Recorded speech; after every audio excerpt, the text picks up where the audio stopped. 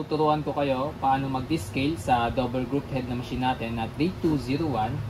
Ang first step na gawin natin muna ay kuha muna ako ng gallons na eto, example ko po ito, yung 1.5 liters. So kuha lang po ako ng 1 liters or kung mayroon po kayong mas malaki, mas maganda po yan.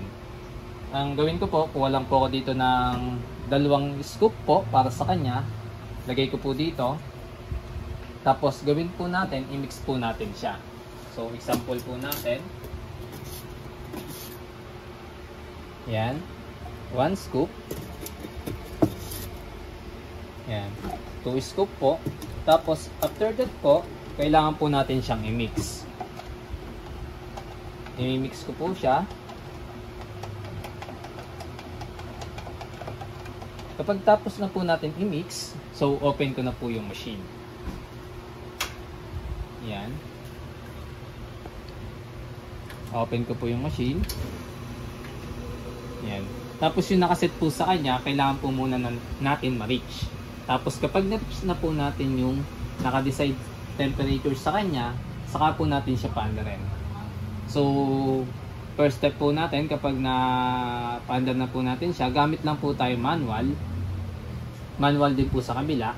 Tapos, kapag natanggal na po natin, hanggang maubos po yung tubig dito, yan, hanggang maubos po. So, kapag naubos na po yung 1 liters na tubig natin, kuha po ulit po tayo ng isa pa, hanggang maka 11 liters po tayo na gallons. So, yun, pagkatapos po, remove ko naman po yan dito, yung shower screen niya sa ilalim.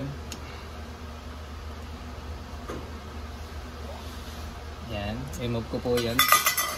Both po, remove ko po both.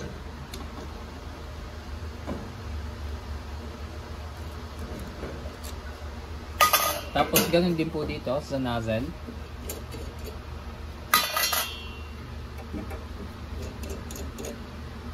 Tapos lagyan ko po siya ng citric acid.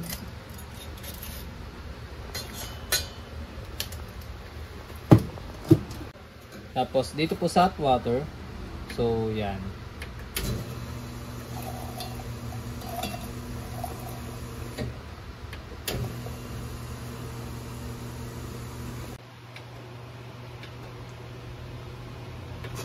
So yan, try po natin, 30 seconds po siya. Tapos ang gagawin niya po is 5 times po or 10 times po dapat. Hanggang sa maubos po yung 1 liters nyo po dito or yung mas malaki po na gallons nyo.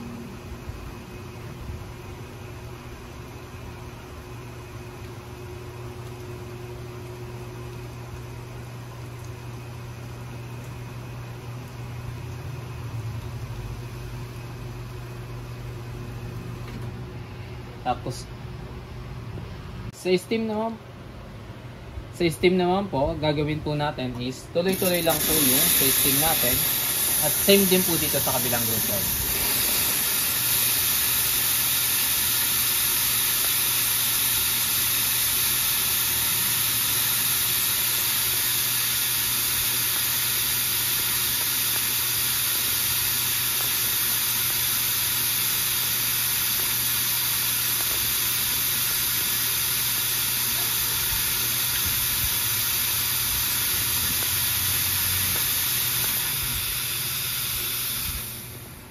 Pagkatapos po natin gawin lahat ng mga naturo ko po sa inyo, close po natin yung machine natin.